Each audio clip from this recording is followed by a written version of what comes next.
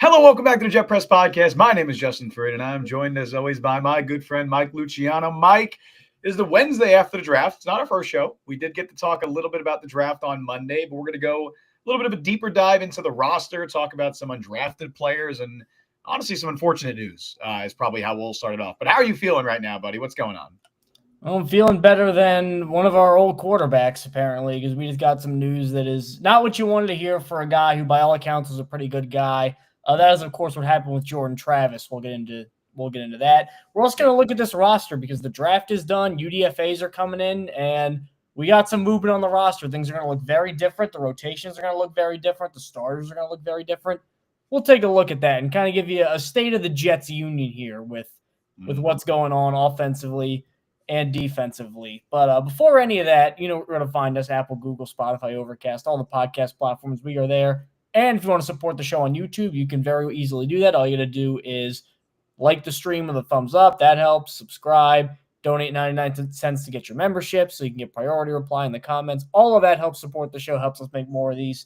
Never expected, always appreciated for your guys' financial support there. So thank you guys for doing that.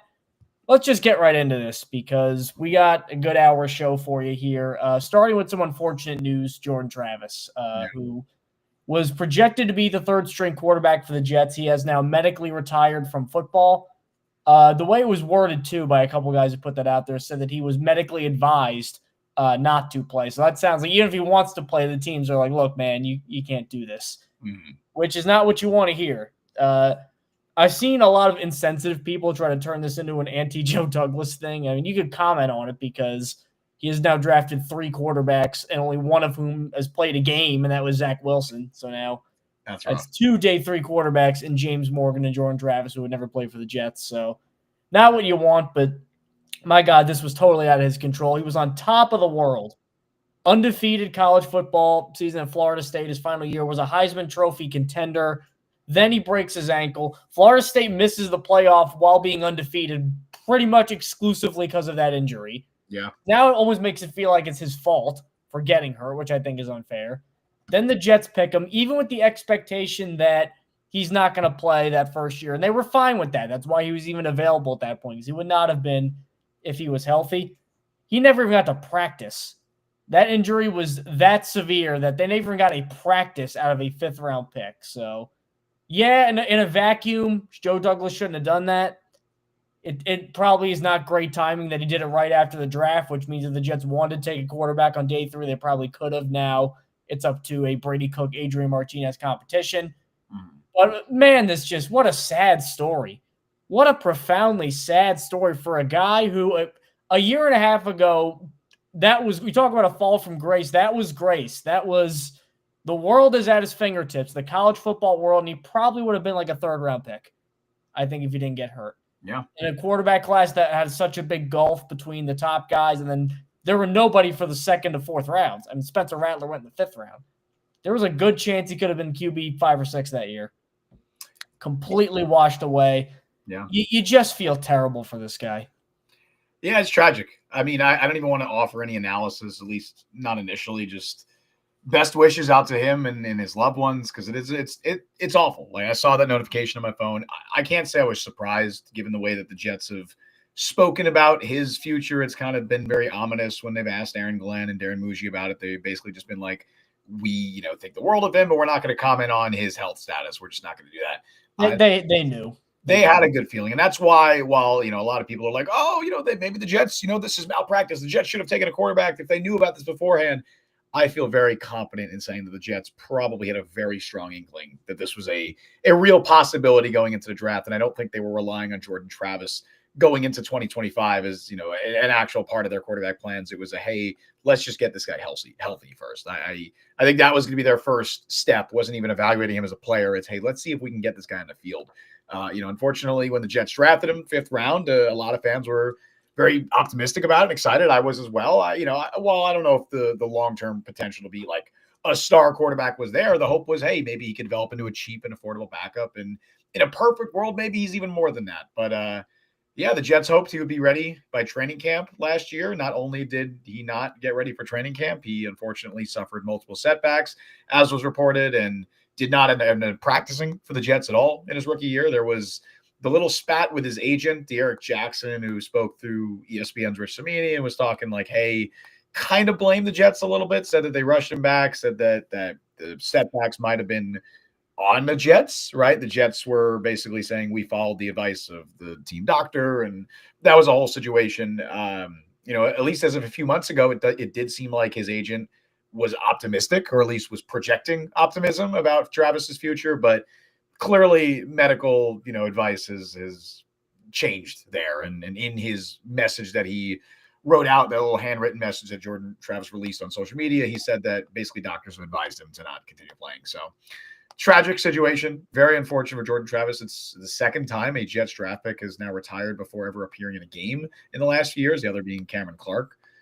So just a really sad situation all around. As Garrett Goodlander in chat says, bring on Brady Cook. Yeah, this means right now your QB3 situation is Adrian Martinez, the former UFL MVP who spent a lot of last year with the Jets, and then Brady Cook, the undrafted rookie out of Missouri. And we'll talk more about the quarterback room in a moment when we get into the depth chart, but it's a big opportunity for those guys. I don't know if they're going to bring in somebody else. I'm going to guess right now they don't. And if they do, it's probably another UDFA. Maybe somebody impresses at rookie minicamp and they sign them, something like that. I don't think they make any big additions. I don't think this situation changes their plans. Again, I think this was probably something that they knew was likely to happen. But very unfortunate. Wishing Jordan Travis and his family all the best. Just a sad situation all around. Brian Sternbeck, I mean, if the setbacks were the Jets' fault, well, we're never going to know. Yeah, it's never going to know, and it just sucks. Yeah, it sucks, and I could get why Travis would probably think that, because, I mean, what else are you going to do? Other than just saying, hey, I got screwed by God or whoever, you got to say, hey, maybe I got pushed to it, even when there isn't any, so that may just be him trying to be like, clearly something did something like that. I'm not saying that he chose to do that, but I mean, I think it's a sad situation for everybody. And we don't know. Well, there's no way of us knowing who is right about that unless more information comes out. I don't even care to play the blame game. Like if the Jets were at fault, that's awful and that sucks. And maybe a lot of that was, I don't want to say the old regime, because I doubt Robert Saleh's making that decision. That's likely a training staff decision and possibly going even above Saleh's head. But yeah, I don't know, man. It's one of the Bobs, maybe. Yeah, maybe Jaime Elhai is making that decision. I have no idea. Really quick, Brick, because I think Jordan Travis is a very good college player. That's true. Maybe he played with him as in some. Well, I guess he would have not. College football 25, yeah. Would he have been in that game? I think he would not have. So never mind. He played him. Roster update of NCAA 14.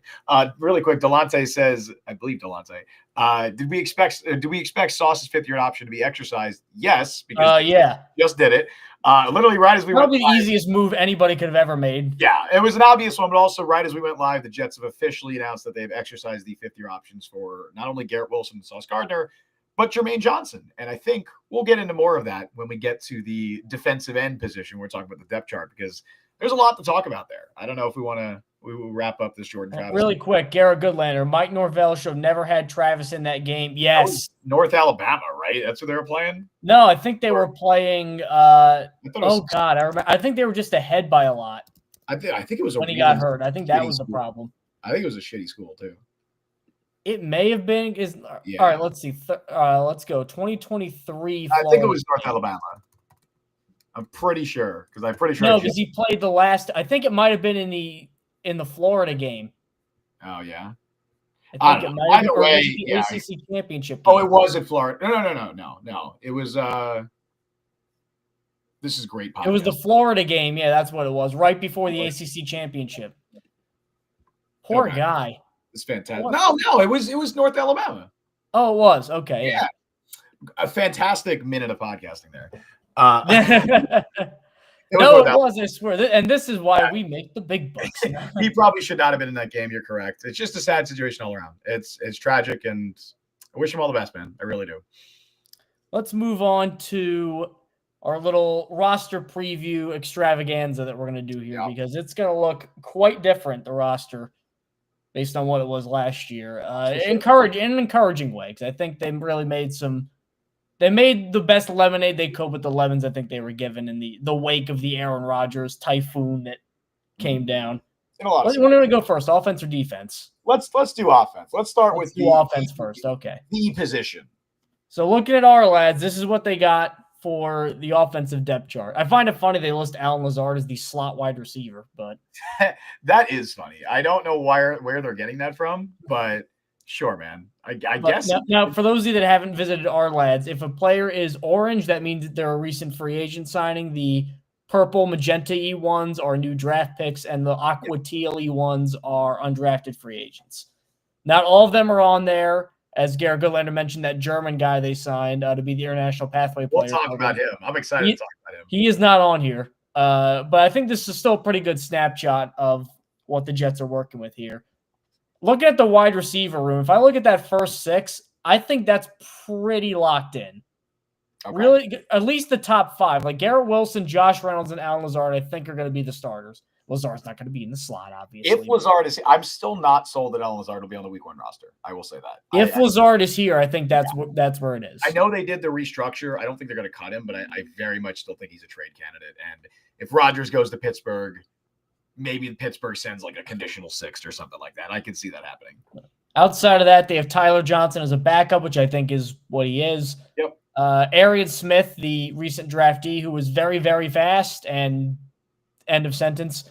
And Malachi Corley, who, my God, can you your stock fall farther as a 3rd-round pick than where he is right now? I mean, he's not projected to beat out Arian Smith or Tyler Johnson. That is not what you want. I'm not sure he makes the team. He might not make the team. Looking at the back half of that, I could see possibly Xavier Gibson sneaking in there. I could see Jamal Pritchett maybe sneaking in there as an undrafted guy. Dymere Miller, actually, I scouted him up. I thought he was an okay prospect, but I think he might be a little bit above Quentin Skinner and Aesop Winston and guys like that. But I think it'll take a real uphill effort to unseat those top 6 if they don't get rid of Lazard, because I'm not entirely convinced this new staff is just going to throw Malachi Corley away. I think they might at least give him a shot. Mm-hmm. So I think he stays there. Obviously, Reynolds and Johnson are staying. Wilson is for sure staying. And then Arian Smith is your developmental vertical field stretcher guy. Yeah. So looking at this, I mean, it's not great, but it could be worse. So. There's a lot of flyers here. There's a lot of guys who it's like, well, I see what they might want from them. Like Garrett Wilson, Josh Reynolds, we know what they are. Alan Lazard, we know what he is. The rest of the room, I think, is like hey, maybe we can, maybe Tyler Johnson can extrapolate what he did last year with the Rams, and maybe he could be a bit more of a featured piece in this offense. I think that's kind of what their vision is there. Obviously, Arian Smith is something that they're trying to mold into a contributor. He's not there yet, and I would not be shocked if this is another Malachi Corley situation where he's a healthy scratch for a lot of his rookie year, but they're hoping he's not going to be, and I hope he's not. At least that'd be more of a plan. I don't think they expected Malachi Corley to be. No, well, Corley, they were hoping to be wide receiver 3, and then Gibson ended up getting that job. So, but yeah, Corley will be in the mix. He's very much, it's a new regime. It's a complete fresh start for Malachi Corley. So whatever the hell the last regime thought of him, which, they thought the world of him and then immediately thought he was the worst wide receiver in football. So whatever that means. They had him over Brian Thomas. Right. And now none of that matters. None of that is relevant now because it's a new regime in there. So he's going to be given a fresh start. And then the rest of the room right now, I think the Jets are going to make some cuts here because these UDFAs have not been officially announced. So right now, this list that they have 15 wide receivers on their 90-man, which is not, I don't think that's going to be the case. I think guys like, Marcus Riley and Aesop Winston, they're probably going to be gone in a sec. But there's some intriguing names here. Look, I was a big Brandon Smith believer last summer. He's probably going to be another practice squad guy if he sticks around, but I did like what he did as a jump ball X receiver in the summer last year. I'd like to keep him around and develop. Irv Charles is the resident special teams ace. Now he is recovering from a torn ACL, and Brant Boyer's gone. So we're going to have to see how Chris Banjo feels about him. And there's a few other special teams guys that could push him for that spot that we'll probably talk about. One of whom is possibly Arian Smith, who was a very talented gunner at Georgia. So maybe the Jets view him in that light as well. And, look, if Arian Smith can be the Irv Charles while also possibly providing depth as a deep field threat, that's not the worst use of a 4th-round pick if he's actually a good gunner. Like that's they drafted Matthew Slater is what they did. Faster Matthew Slater, yeah. Who I get Matthew Slater probably can't catch. But another guy catch his whole career. I find that funny. 18 years as a wide receiver. Yep. They only got him in for 1 catch. It is pretty, and that was I'm pretty sure pretty early in his career too. But yeah, one of the guys you mentioned that I don't want to talk about if we're talking UDFAs here, who I think can make an impact. Jamal Pritchett. I think Jamal Pritchett can be, I mean, it's an overused trope at this point, but he can be the Greg Dortch of this year. He can be the Xavier Gibson because he does have experience punt returning at South Alabama, and he led the Sun Belt in receiving yards last year, was a very productive player. Now, he's very small. He's like 5'8", 175, so it's very much a Gibson Dortch situation where he's going to be a slot exclusive guy at the NFL level. I wouldn't expect him to contribute much in the receiving game early on, but I absolutely could see him making a push for a roster spot just because he can punt return. And I don't really know who the Jets punt returner is right now. Kenny Nwangwu is probably the kick returner, or at least he has the edge up in that competition, but they don't really have a punt returner. And I think Pritchett can push for that job. Gibson is the incumbent there. Maybe they give Arian Smith a shot there. He didn't really do it in college. It feels like a Malachi Corley situation there, but there's some interesting names. And then Dymere Miller, you mentioned as well, was an extremely productive receiver. Not Dymere Moore. Dymere Miller, not Dymere Moore.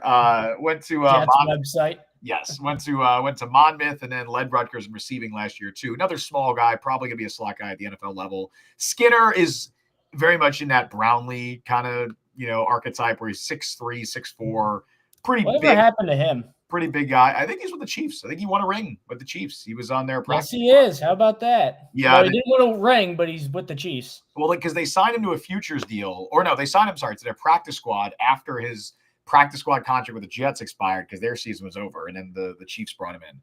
But yeah, there's a few interesting names here. I think it's going to be a fun summer to see which of these guys can emerge and push for a roster spot. I would keep a strong eye, or I'd keep an eye on Jamal Pritchett. I think that's the guy that I'm predicting might make a run at pushing Malachi Corley for a spot or pushing Herb Charles if they carry 7 receivers. Brandon Sternbeck, does Malachi Corley even beat out Brandon Smith for a roster spot? On merit, he shouldn't have last year. Like, Smith was better than Malachi Corley in the summer. Smith was better than a few guys in the summer, and he didn't make the team. Corley should try moving to a Ty Montgomery role. It feels like that means they're done with him if you're doing that. If they do that, that's like a last ditch. We're trying to salvage this guy's career, which, hey, maybe it's gotten to that point. You're not wrong. It might have gotten to that point already, Garrett. They did that with, you remember Andre Bruce? He got picked. He was got picked number 1 overall in the draft one year. It was like a pass rusher. And what year was this? It was like 88 or something like that. No. He had like maybe 30-ish sacks in his career over like 8-9 years. But that's not what you want over a first overall pick. And I think Jerry Glanville one year tried to make him a tight end. Like he switched his number to 83, and then they're like, I'm like, that's how you knew they were done with him. That just reminded me. Did you see Terrace Marshall's new number? I believe it's the Eagles. You see what he's wearing? What is he wearing? It's like 46 or something like that. Oh, he's dead. Wide receiver. Egregiously bad. That is awful. Almost as bad as 22 for Matthew Golden. No, that's worse. 22 isn't as bad. 46 is a long snapper. That's what 46 is. And then Garrett Goodlander. Thank God Boyer is gone. He couldn't adjust to the new rules. Brant Boyer did some really good things with the Jets for a while. I mean, their special teams was really bad. He survived how many regimes? He did. Their specialty. People forget how bad the Jets special teams was after Westhoff left for a few years. It was brutal. And Boyer, the first year he was there, was not good, but then turned into a very, very good unit. I mean, it was time to move on. The Jets special teams took a big step back last year. And now he's with the Niners. Their kicking game was bad. Thomas Morstead regressed. They did not really have any juice at returner outside of the 2 games that Kenny Nwangwu played. See, it was time to move on. Do you want to do I think we skip offensive line for now. I think we go to the other skill position. Because the offensive line is just so freaking good? Is that why? Good? Yeah. Well, I think we come to that last. We stick with the trenches and then we move the defense. But I think we go to let's talk tight end, because let's talk tight end. Okay. Let's talk tight end. Mason now, Taylor. Our lads has Mason Taylor immediately listed as the starting tight end. Yep. I hope that's the case.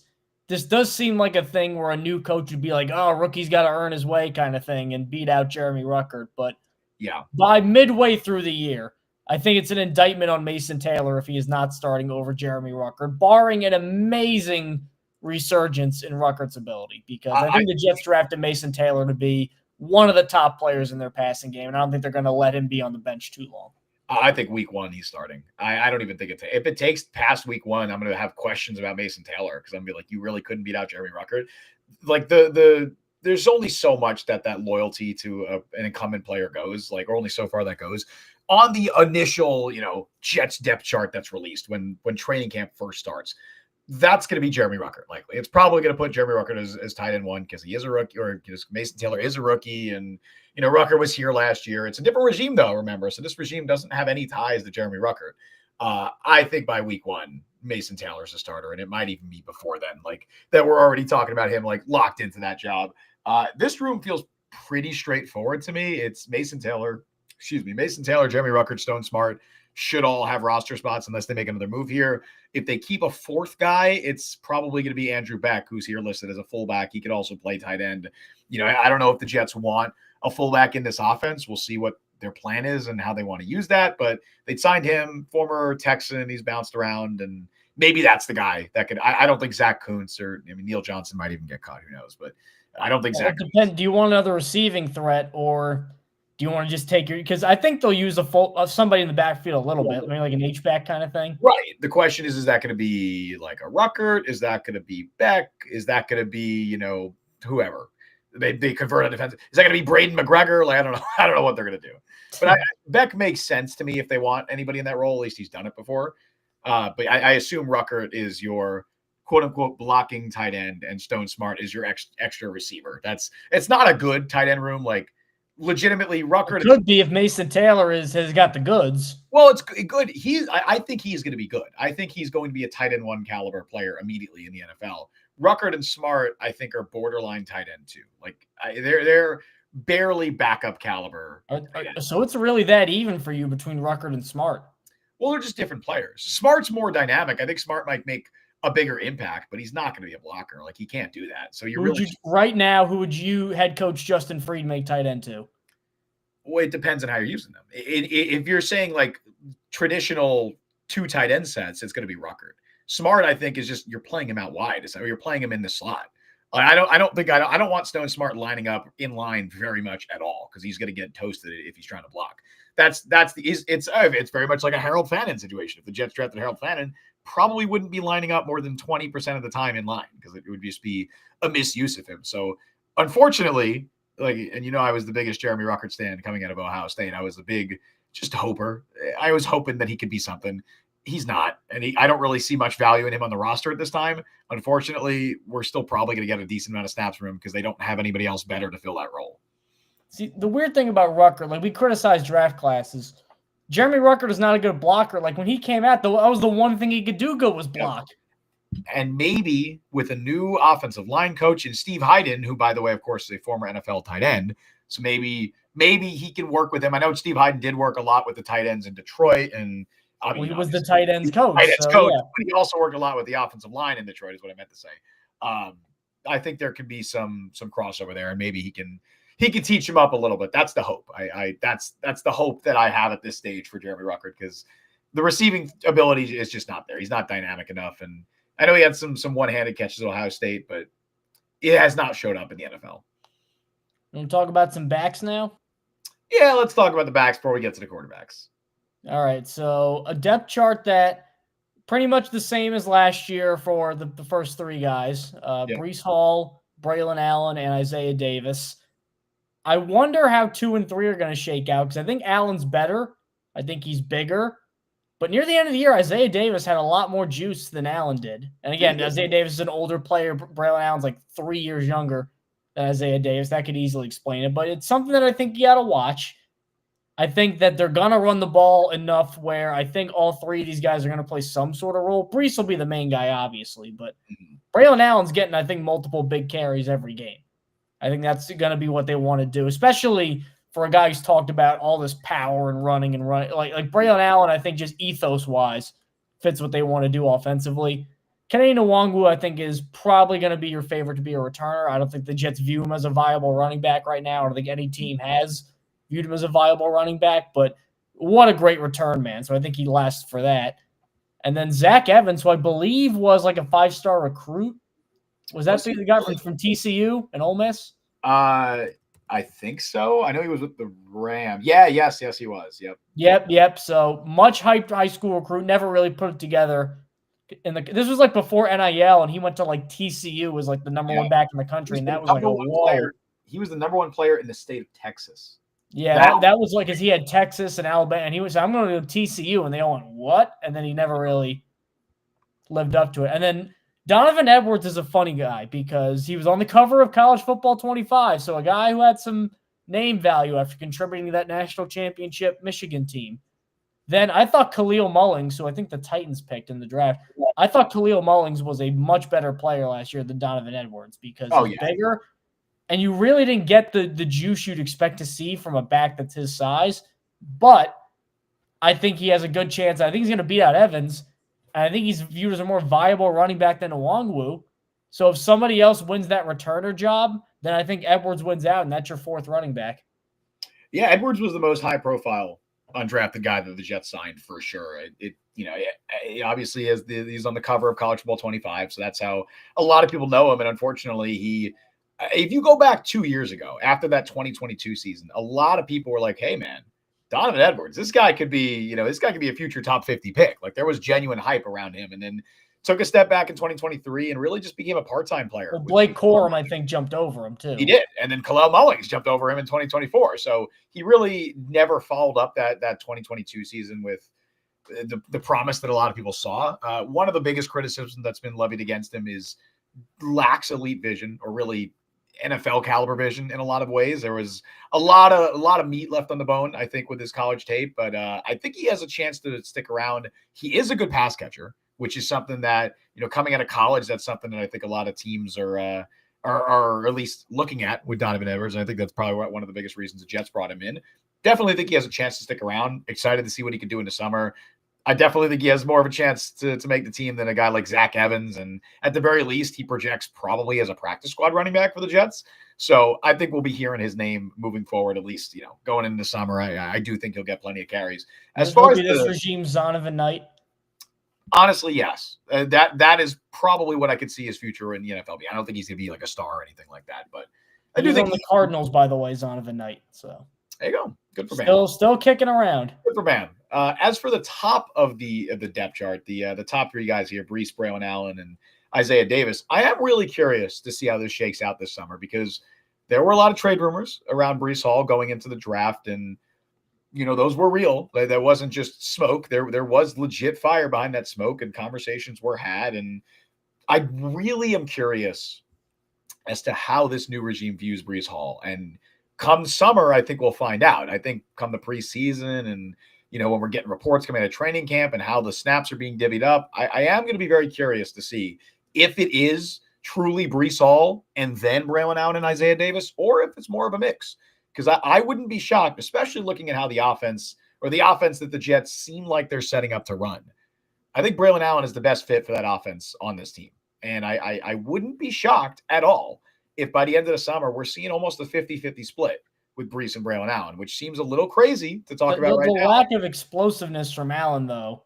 Well, that's why that's where Breece Hall comes into play, because he is extremely explosive. But I don't think that Breece is a perfect fit for what they want to run. And again, I question what his future in New York looks like. I'm not trying to push the guy out. Like, I hope he comes back this year and has a huge bounce back season and becomes unquestioned RB1 and rushes for 1,000 yards. Like, I'd love that.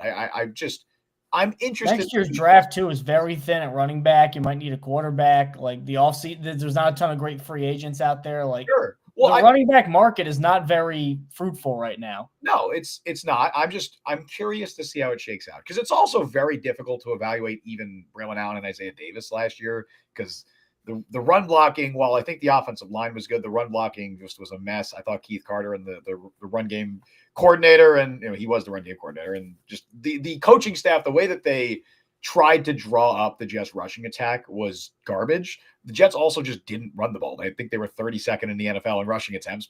Thank you, Aaron Rodgers, for that.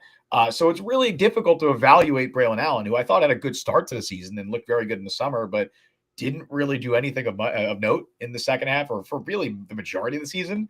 Then Isaiah Davis came on late, but it was also late in the year. It was hard to even evaluate these reps. So I don't know. I'm just curious.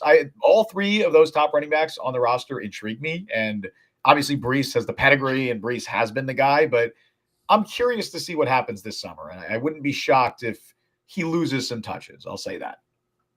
Quarterback room, which is now one player lighter. Yeah. Well, the first two are locked in. Justin Fields is your starting quarterback for 2025.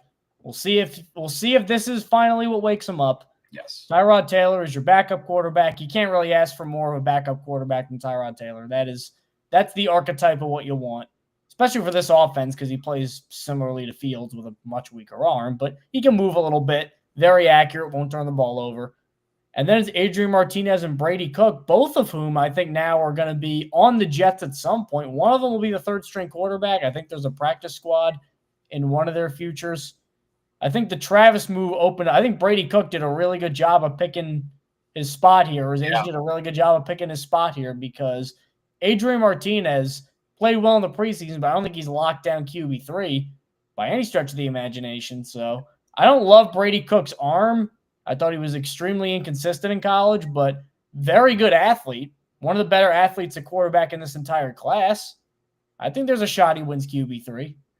Yeah, I like Brady Cook. I think there's genuine developmental upside. Like, he doesn't strike me as one of those UDFA arms they bring in, like a John Walford, who I'm like, this guy's not going to be an NFL quarterback. Like, I could just look. No offense to John Walford, but he's actually lasted. So he has managed to last a little. There's no bit. Andrew Peasley.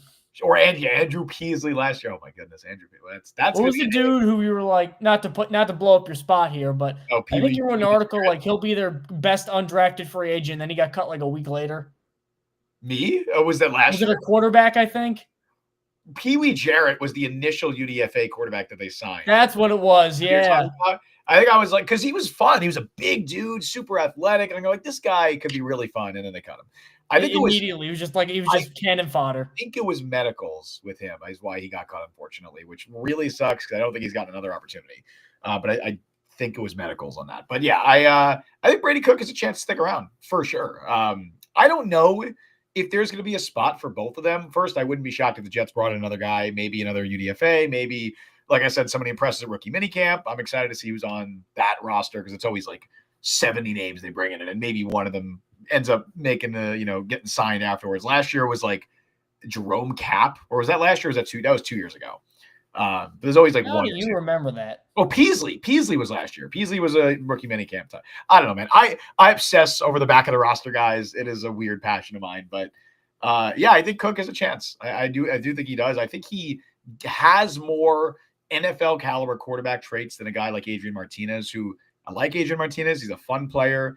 He is a more athletic, younger Luis Perez, and maybe with a better arm, maybe with a slightly better arm than Luis Perez, who has dominated spring football. Luis Perez is the king of spring, but I don't know if Adrian Martinez has a genuine NFL future. I think he's probably going to be one of those guys that sticks around as QB3, practice squad, and then balls out in spring leagues. That's what I imagine him being. Brady Cook. I don't know what the end game is for those guys. Like, even if you're balling in the spring league, it's just you get a QB3 shot, and they know these guys know these depth charts. Like, if you sign with the Chiefs to compete to be QB4, you're probably going to get cut and go back there anyway. So, like, what's the end game here? It's the love of the game, man. These guys love playing football. They're making like, what was it, $50,000, I think? And then whatever it is, they love playing football. They want to be around the sport as much as possible. And I'm sure with someone like a Luis Perez, he has a coaching future ahead of him, 100%. Luis Perez is going to be a quarterback's coach one day, very soon, is what I would imagine. But yeah, I think Cook absolutely has a real shot to make the team in some capacity. I don't know if there will be a spot for both of them, though. Like, I don't know if they're going to have a QB3 on the 53 man and have a guy in the practice squad. They might just have one third quarterback on the team in some way, maybe on the practice squad. But yeah, if they do keep both, then yeah, this is going to be a really important summer for both of them, and maybe they do bring in someone else. We'll see. So moving on to this is weird to say, the strength of the Jets offense, the offensive line. That's a beautiful offensive line. It is, dude.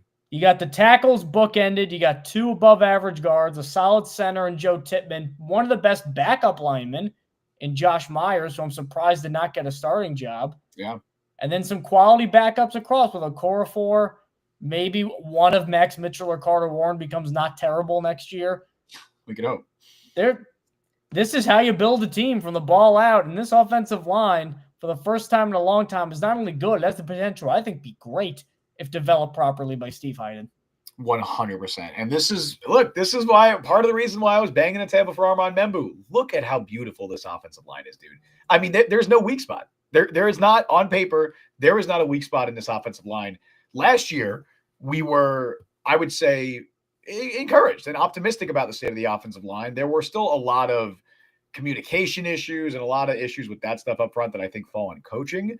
Now they're hopefully getting a better offensive coaching staff in there and hopefully a better offensive line coach specifically in Steve Hyden. Keith Carter is no more. I forget. I think he's an assistant O-line coach somewhere. I don't think he even got an offensive line coach. Who would have hired this guy? You know how the NFL works. It's connections and stuff. I think Vikings. Okay, that's surprising. Well, he's an assistant, right? He took assistant, yeah. But to go to a good team like that, that's surprising. It's a demotion. That's the situation where it's like, oh, he has a bunch of years of experience as an offensive line coach.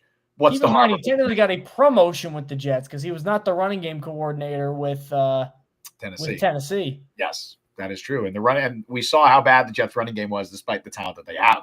So I'm hoping that the coaching change could also provide some optimism there. And even behind the starters, I think they have some decent depth. Josh Myers is one of the best.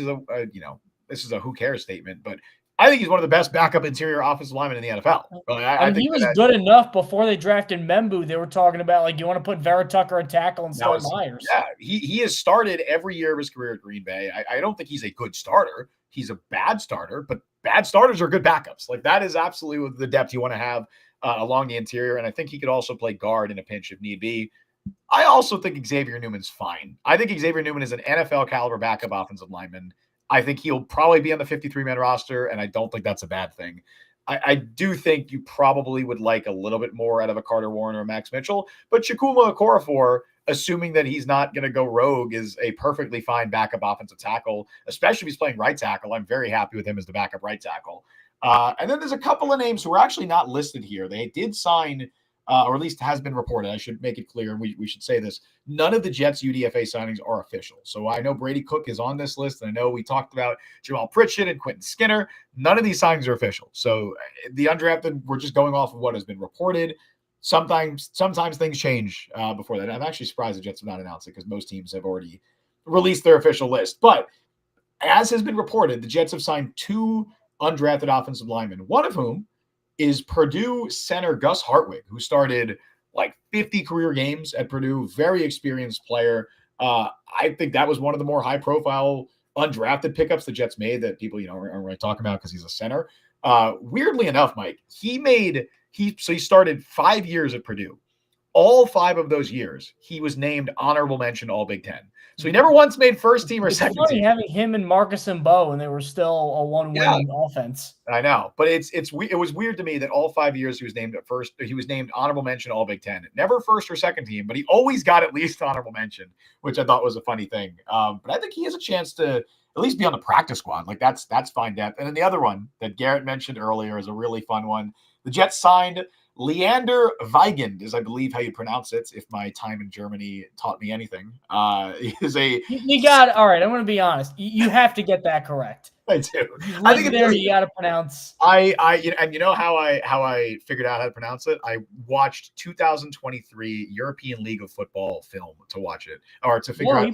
I didn't realize they brought back all the old NFL Europe names. The Centurions. Yeah, he was playing for the Rhine Fire, I believe, and the Munich Ravens. The Munich Ravens, which last year with the Munich Ravens, he was coached by, weirdly enough, the offensive line coach for the Munich Ravens is longtime Cleveland Browns left tackle Joe Thomas.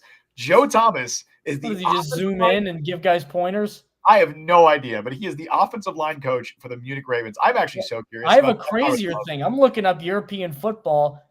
They have a team, the Paris Musketeers. Their coach is Jack Del Rio. Like their head coach? Their head coach is Jack Del Rio. That's fair. Like, well, at least he has been a head coach. Joe Thomas is weird because I'm like, if you're bringing in a guy like that, make him the OC or something. Like, give him a more prestigious job than the offensive line coach for this team. Like, well, they got a team in some Hungarian city that I am not even going to attempt to pronounce. It's not Budapest? It's not Budapest? No, it's SZE with a dash over it. KESFEHERVAR. The Hungarians got too many consonants. Way too many consonants. There's things with A's and lines in them. For those who don't know, I was in Germany for 3 years. I lived there, and I really was considering going to an ELF game because they had a team in Cologne. They have a team. I think they have a team in Frankfurt. Yeah, they had a team in Frankfurt. It's the name too, the Frankfurt Galaxy. There you go. It's the old team name. Yeah. But that's where Leander Vigen was playing the last few years. He spent a year at UCF, or I think it was just a semester, before returning back to Germany in 2022. And he spent the last 3 years there. He's 6'5", 318 pounds. And this guy at his IPP, which that's the NFL's International Player Pathway Program, he registered a 38 on the bench press. And it's the same weight that the other guys at the combine are lifting, 225 pounds. That was 3 more reps than any player at the combine did this year, 7 more than the highest offensive tackle, which, mind you, that was Armand Membu. He did 31 reps on the bench press. Also 3 more than, or I'm sorry, I think it was 5 more than any player at the combine this year.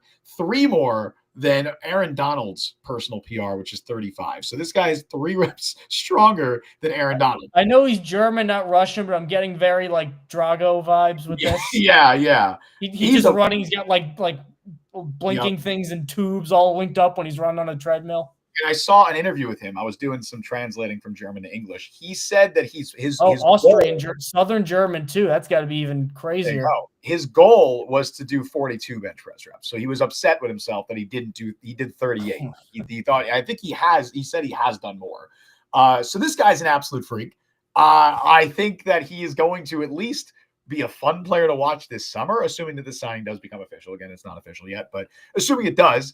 And for those who don't know how the NFL's IPP, the International Player Program or Pathway Program works, it used to be a thing where only a few teams each year would be able to have like an extra spot. Now, as of I think last year was the first year they did this, every team in the NFL has a roster exemption for an IPP player. Last year, the Jets used it on Obina Eze, who was an offensive tackle who actually weirdly interviewed a few years ago. There's a video interview out there somewhere of me interviewing Obina Eze on YouTube. He's still on the team too. So he's technically still on the team for now. Again, remember the UDFA signings are not official, so I do wonder if that changes because teams are only permitted to have one. So if they did that, Obina Eze would not be able to be an IPP player. They just have to keep him on the roster, which he was. He actually didn't come through the NFL. Come to the NFL through the IPP program. Like he was actually a draft prospect who they just designated that status. But anyway, I'm digressing now. Teams are allowed to keep, you have the 90-man offseason limit. You are given a roster exemption for an IPP player. So he will be the unofficial 91st player on the roster. And teams are also allowed to keep an extra player on the practice squad during the regular season as well. So it's basically the unofficial 17th man on the practice squad. And he can be elevated for games. There were teams in the NFL that did that last year with IPP players. And, I have no idea if Leander Vigen is going to be a viable NFL player, but I think it's a very fun signing. What he thought Jordan Mailata would be. Absolutely not. And he's just an absolute freak of nature. I do wonder if they're going to keep him at tackle. It looks like he has the size for it. I don't know what his, his agility skills look like. I don't know what his agility drills were, but it'll be fun. I think he's a fun player. He was not on the depth charts. I just wanted to give him a shout out. Also, he was mentioned before. But anyway, Mike, let's talk defense. Let's talk really quick though. I do like that he played for a team called the Aachen Vampires, which is a pretty good football team name. Where's Aachen? Aachen. Oh, that's German. That's 100% German. Yes, you live there, dude. I've never heard of that city. It's like way west, but it's like on the border with another country. With Belgium or France or something. Luxembourg or something. I don't know. It's cool. All right, let's talk defense. Start with the front seven. Let's start with the defensive end group here. Or just the defensive line as a whole, because I think this was the group that people were the most upset they didn't add to. Sure. They're taking a very big bet on Derek Nottie. Being able to, they believe wholeheartedly that they can turn Derek Nottie into a solid run-stuffing defensive tackle, because he was early in his Chiefs career, and then he kind of tailed off, and Tershawn Wharton ended up leapfrogging him. Mm-hmm. The starters, I think, are good. Even, like we said before, the offensive line, Derek Nottie's your worst defensive starter. That's a pretty good defense. Quinnen, obviously, needs no introduction. Jermaine Johnson, if healthy, should be very good. Will McDonald, a limited player, but 10 sacks. Mm-hmm. He can get to the quarterback. Then you get to the backups. If you had to ask me which of the non-first 2 picks are going to play the most, it's probably going to be Tyler Barron. Because he is, I think, the 4th string edge rusher right now, and he could end up being the 3rd string, depending on what happens with Michael Clemens. You think he'd be ahead of McGregor and Watson at depth chart right now? Yes. Okay. or even I Rashad. think he's got enough pedigree. I think he's just as versatile as Watts, which is his whole appeal because Barron's a bigger defensive end. It's thin. I could see maybe Fedarian Mathis or Leonard Taylor kind of bumping out Byron Coward or Jake Tufele because they're listed behind them right now. But Taylor, I think, legitimately is going to be the third defensive tackle. Maybe Coward is fourth. I would not say that Tufele should be ahead of Leonard Taylor on this depth chart. I mean, maybe that's I have a problem. But Coward, I could see ahead of Mathis. But yeah. So yeah, it's thin. But if they're right on Noddy, then I still think they'll be a pretty good unit regardless. Now it's a big if, but that's the risk they're taking. As Armfun King says, Barron's filmed pop. Yes, the more I watch him, the more I like him. Fedarian Mathis is a fun one too because they claimed him off waivers at the very end of last year, along with former second rounder. Yeah, exactly. He has drafted as hell when they picked him, but former second rounder. Sure, I mean, but he was a starter for a couple of years on that Alabama defensive line. Like he was a notable player. Like he wasn't like a random guy that just got randomly drafted second round. He had some injuries in Washington that kind of hurt his career a bit, and maybe there's something there with him. I think that's a fun pickup. But yeah, they're very thin. If we're looking at D end first, if we're just looking at that edge rush group, they're very thin because even with Will McDonald and Jermaine Johnson, Jermaine Johnson's coming back from torn Achilles. We have no idea what he's going to look like. I would love it if he came back and looked like the Jermaine Johnson of old, but it's hard to rely on that, especially for a position like edge rusher where Jets fans have seen it in very recent history with a guy like Carl Lawson, who was literally never the same after that injury. So I hope it's a different situation with Jermaine Johnson, but we don't know. And then Will McDonald, who 10.5 sacks last year, very productive pass rush season, is still a huge liability, a major liability in run defense. Was by far PFF's worst graded run defending edge rusher. Had like almost like I think it was like a 30% missed tackle rate or something like that. Like that is inexplicably bad. So he needs to improve in that situation. And then behind them, there is not much. There's Michael Clemens, who is a fringe roster candidate on most teams, in my opinion. Tyler Barron, who we'll see what he can be. You said the more you've watched him, you like this film. Maybe he can develop into something. And then Eric Watts, Braden McGregor, Rashad Weaver, and then a couple of UDFAs. Jamarcus Weston is actually a fun one if we want to talk about him really quick because they list him at edge here. Gunner defensive end. Yeah, the former wide receiver turned safety, turned linebacker, turned edge rusher. That was Jamarcus Weston's career at Florida. Came in as a wide receiver and ended up as an edge rusher. But basically, he's a special teamer. Like that's Jamarcus Weston's role. He was a star gunner for Florida, and that's really probably what he's going to be at the NFL level. He's only 6'2", 235, which, I say only, that's small for an edge rusher. That's very big for a gunner. That is huge for a guy, that's a gunner is normally like, 190 and 200 pounds, right? You don't really see a 235 gunner at the NFL level. I remember back when they were the Redskins, they did that with Dexter Manley, who was like 270 pounds, but he was such a good athlete. He was their punt gunner. Remember when they also had Niles Reed returning kicks? Remember Niles Reed? No. Okay. I'm sorry. Niles Paul. Oh, Niles Paul. Okay. Yeah. Niles Paul. Is that Niles from Frasier? I don't know. Niles Paul. They had him like returning kicks for who's a tight end. It was like 240 pounds. They had him returning kicks for a little bit. But anyway. And then, so Weston, 6 years at Florida. The Jets also, by the way, gave him $200,000 in guarantees, which I think is the most of any of the UDFAs that they signed that has been reported at least. So that at least tells me they think he has a real good chance of making a team. And, I wouldn't even put him on the edge rush depth chart. I'd put him next to Irv Charles and say, hey, look, that's the guy he's competing with. He's competing with Irv Charles for a roster spot as your designated, Justin Hardy special teams ace. So that's an interesting guy. And another guy who's not listed here, they signed Jared Bartlett, who's kind of like a hybrid linebacker edge from Cincinnati. He's undersized for like a traditional edge. He's 6'2", 238. So maybe he puts on some weight. He was a transfer from West Virginia, all Big 12, honorable mention last year. Did lead the team with 7.5 sacks, despite kind of playing like half off-ball linebacker, half edge rusher. So, that's a poor man's Jalen Walker, I guess, is how they're viewing him. But yeah, it's not great. And then D tackle, they're putting a lot of faith in Derek Noddy being that one tech because they don't really have another guy that can fill that role. They did sign Fatorma Mulba, another West Virginia guy. He actually crossed paths with Jared Bartlett at West Virginia. But I don't know if he's somebody who's going to really push for a roster spot. They did also sign another undrafted UDFA guy, which is Peyton Page, defensive tackle from Clemson. He has a bit more of a pedigree than Forma, but he's probably more of a developmental 3 tech. So I don't know. I'm curious to see what the plan at One Tech is if it's not just playing Derek Nottie 50% of snaps, because that feels like it'd be a mistake. Arm Pun King says, wish we ran a 3-4 TBH. Well, it's funny because I think Will McDonald's a bad fit for 4-down lineman. I think Jermaine Johnson is like a 3-4 outside linebacker is not a great fit either. For sure. I completely agree with that. There's pieces on it that make sense. It's not really an ideal 4-3 roster or a 3-4 roster because I think Quinnen is best in a 4-3. I mean, you could play him as like a D end in a 3-4. I don't think you'd want to play him as a nose. I still think he's probably best as a 3-tech is like his best ideal role in the NFL. Noddy is he probably can be a nose, but really is best as a 1-tech. I don't want him as my nose and a run. Yeah, I agree. Right now. He's not big enough for that.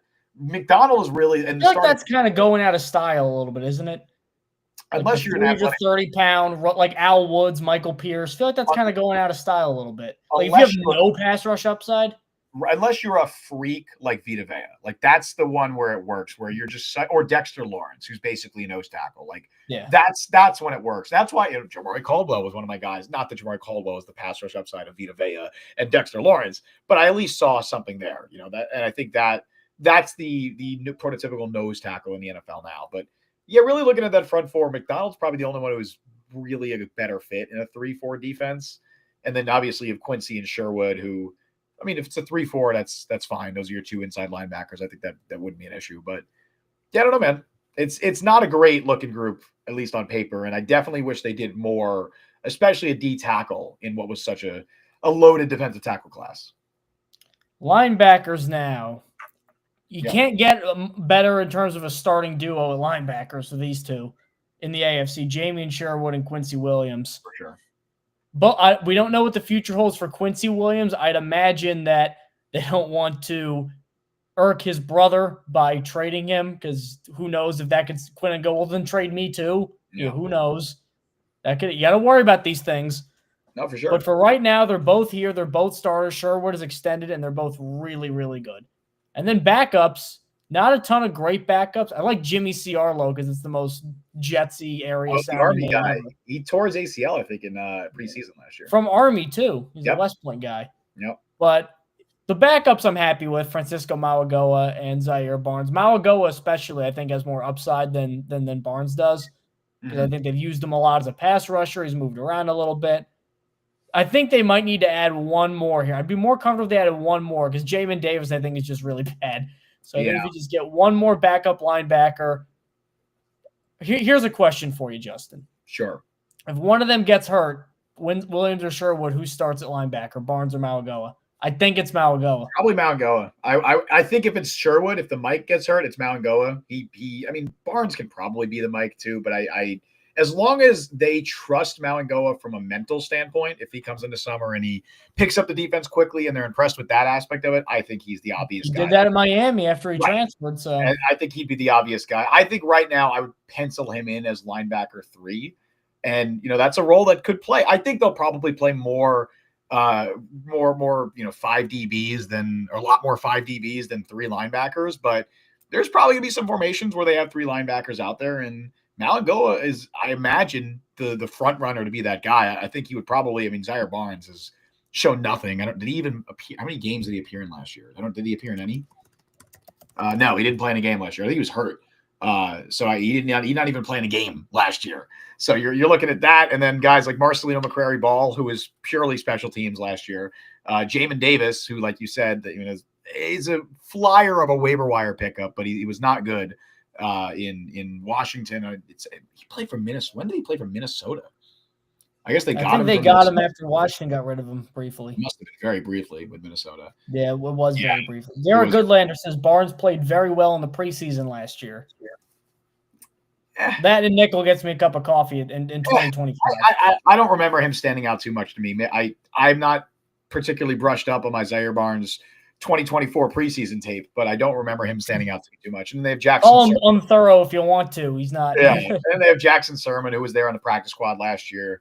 Maybe there's something there too. But yeah, the job is wide open for Mauigoa to win. And if we're talking about the future of Quincy Williams, because I think that's incredibly uncertain, even if he's on the roster this year, which, by the way, I'll say this: if Quincy Williams plays out this year on this contract without making a stink, Jets fans should give him all the praise in the world because he has every right now to say, hey, extend or give me another contract or let me out, or I want to trade, because there are plenty of teams in the NFL that would give him a much larger contract than he's currently receiving from the Jets. He is paid $6 million a year. I think he is the 36th or 37th highest paid off-ball linebacker in the NFL. I think he was an all-pro.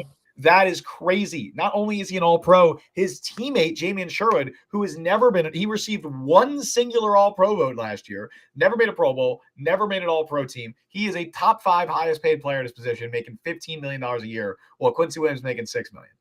Quincy Williams has every right now to say, hey, give me a new contract or I'm gone. And maybe that does come to that point. I don't know. But if he doesn't and he just plays out this year – he's a better man than me, because I don't know if I would do that. I imagine the Quinnen Williams factor, plays into this, but I don't think, if I'm predicting right now, I think there's a very good chance Quincy Williams is not on the team in 2026, because it's just, there aren't teams do not pay off like 2 off-ball linebackers. They don't, because Quincy's going to have to get likely the same, if not more, than what Sherwood got, probably more.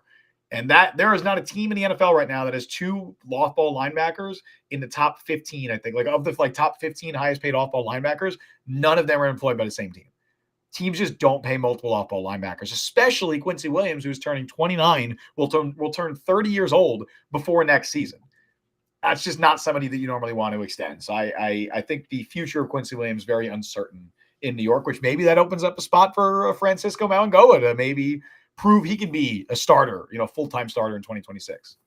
And then let's wrap it up with the secondary, because I think special teams, really the only question is who's going to be the kicker and who's going to be the returner. And we sort of hinted at that. I don't know, man.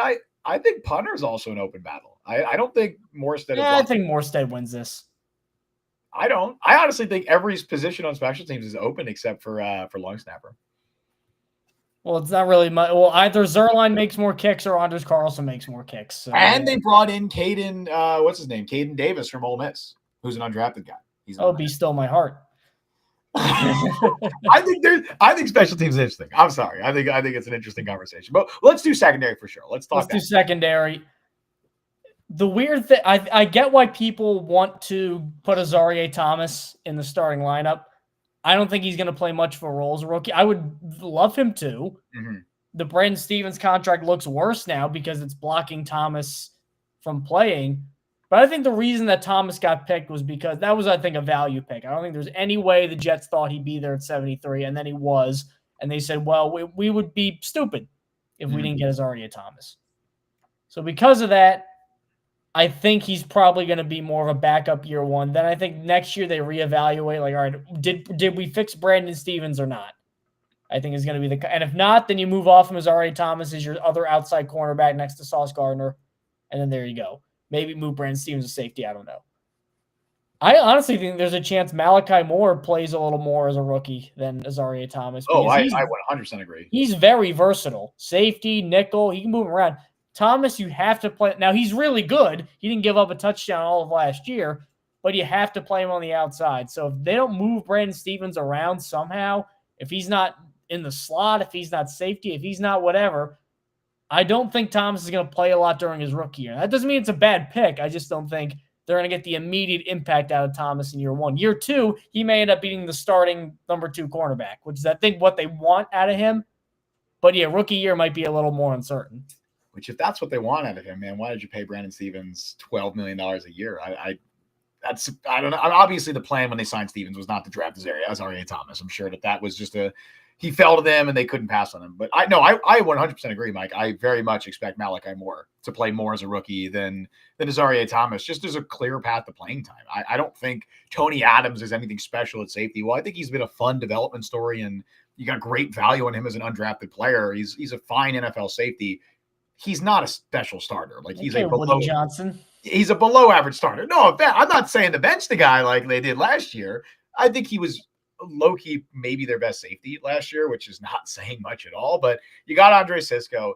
You expect Cisco to probably be your best safety this year. That's the hope for most of his career. Arm Punk King says, why not have AT play nickel? That is a recipe for disaster. He can't do it. He can't. Not athletic enough, not quick enough. Like, you want him on the outside almost like remember what the Seahawks had, all those big corners in the Yes, Legion of Boom?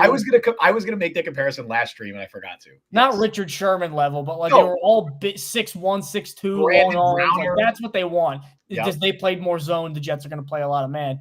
You can't play Thomas at nickel. That's I think why he fell. Yeah, He's very yes, I was about very to say scheme limited. Talent wise, Thomas is a top 50 pick. I mentioned that on Monday, that a big reason he was available at 73 was because he's a very specific player and he's not a fit for every team. He's only going to be a fit for teams that want to run a lot of press man and they're going to use him as an outside corner. He doesn't have nickel versatility and he's probably not going to be best fit in a zone defense. So that's why he fell to 73 despite his talent. So you're not going to play him at nickel. I don't think that would even be in consideration. It's not a bad idea. I get where you're coming from there because who knows what's going on with Michael Carter. He's hurt a lot of last year, and I don't know what the team's evaluation of him is. I will say I've seen a couple people mention this. There was a comment about it before. There's another comment here about Kaiser White. Kaiser White is on the Cardinals now. So was he actually picked up? Did they sign him? Oh, they just signed him, right? Well, the reason I'm bringing this up, they did bring him in. The reason I'm bringing this up is because I think if the Jets are going to sign anybody, it should be a safety. And there's one specific safety that I have in mind that I actually just wrote an article about. Julian Blackmon is still a free agent. That is very surprising to me because I think if you put Julian Blackmon on this roster right now, if he was healthy, I think Julian Blackmon is the best safety on the Jets roster. I think he's better than Andre Cisco. I think he's better than Tony Adams, and I don't know what Malachi Moore is, but he's probably better than him right now at this stage. Julian Blackmon, for those who don't know, 5 years with the Colts, the last few years, he's developed into a very solid, versatile starting safety. Played all of last year with a torn labrum. He tore his rotator cuff. Tore his rotator cuff in week 1. But because it was a contract year and the Colts had a lot of other DB injuries, he was like, I'm going to keep playing. So he played the whole year with a torn rotator cuff. They moved him from strong safety to free safety because the plan was, hey, let's not have him in the box where he's being forced to make all these tackles and it's going to be worse than the injury. So let's play him at free safety. He had the best year of his career, arguably. The missed tackle numbers were not great. He only allowed 15 catches in 16 games, had a career high PFF grade, is a good player. Like, I think Julian Blackmon is a good starting safety. And also, look, the Jets aren't going to sign Keenan Allen. They're not going to sign Amari Cooper. They're not going to sign the vets who are looking for, to sign on with a contender. Blackmon's 26, I think, right now.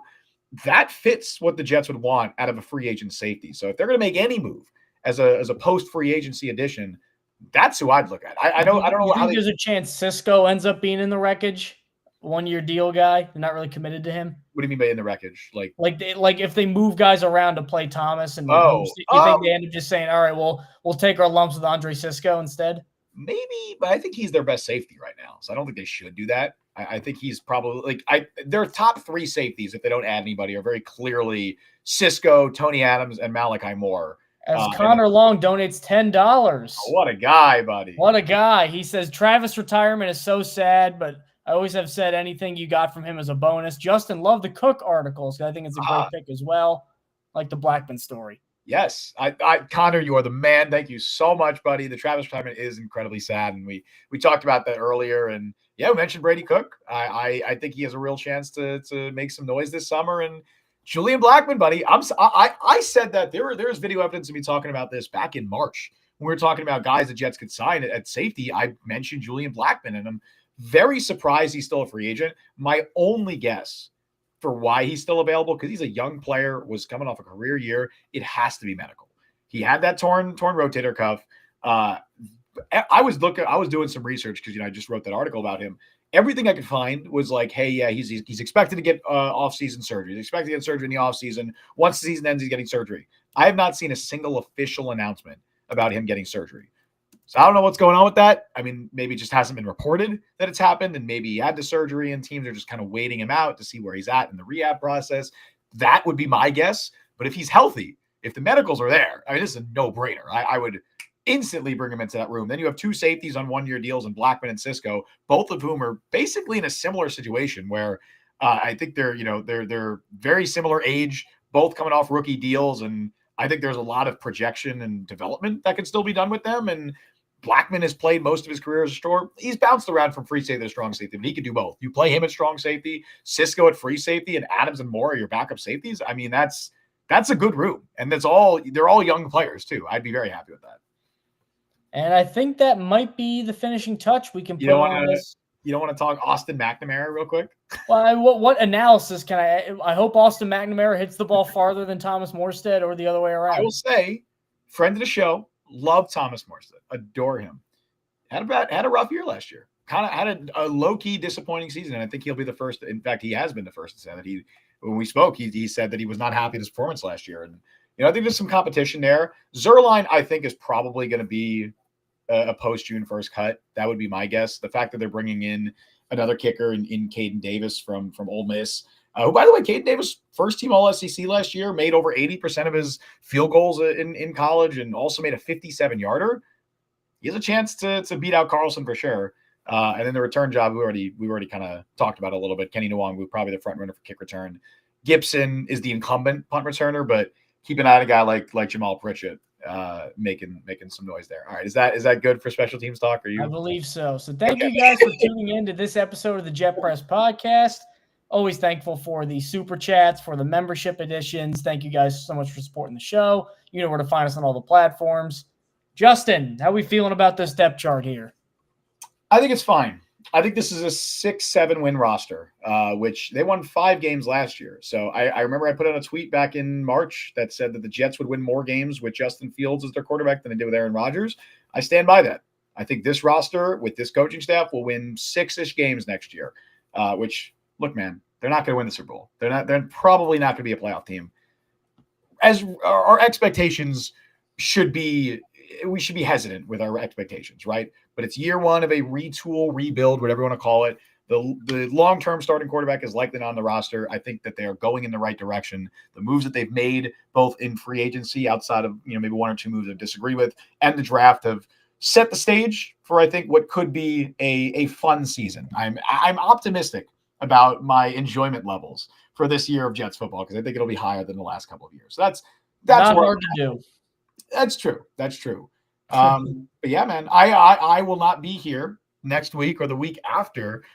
So you're gonna enjoy probably double dosage of Mike for the next couple of weeks. I think we're gonna try and get Mike Chiraputo on, see what's going on the next couple of weeks. There's not as much happening in the Jets world after the draft, and this is kind of the downtime. But we're gonna call this show a thing that won't get us in legal trouble. We're gonna call it Mike and Mike, and we won't get in any legal problems with that name. The first ever Mike and Mike in audio format history that's ever existed. Absolutely. Especially Mike G. There's never been another Mike G either. So very true.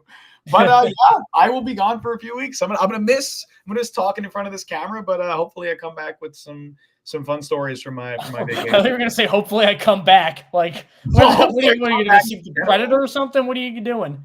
Well, I almost died in a jungle last time, so who knows what's gonna happen this time. But hopefully I come back with some fun stories and we can talk about it. And we can talk about the latest happenings with the Jets. You're gonna come back like Rambo with just a big Boeing knife. That would be a different man. That would be changed. Peru changed.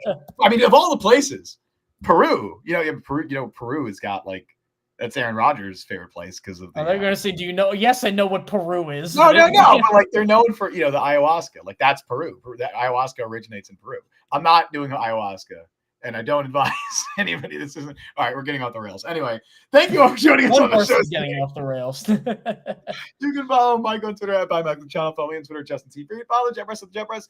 Download the Jet Press podcast wherever you get podcasts. Check us out on YouTube. Subscribe, hit the notification bell. You can also become a member today. It is 99 cents. It's a great way to help support the show and you get your comments prioritized in chat. Shout out one more time to Connor Long, who donated that $9.99 super chat. Connor, you are the man. Please go check out Connor's stuff over on YouTube. He does an incredible job. We stream live every Wednesday at 3 p.m. Eastern Time. Thank you all for listening to Jet Press Podcast. I've been Justin Fried. That's Mike Luciano. I'll see you guys in a few weeks. Let's hope Justin returns from his trip to the middle of the Amazon here and see how it turns out.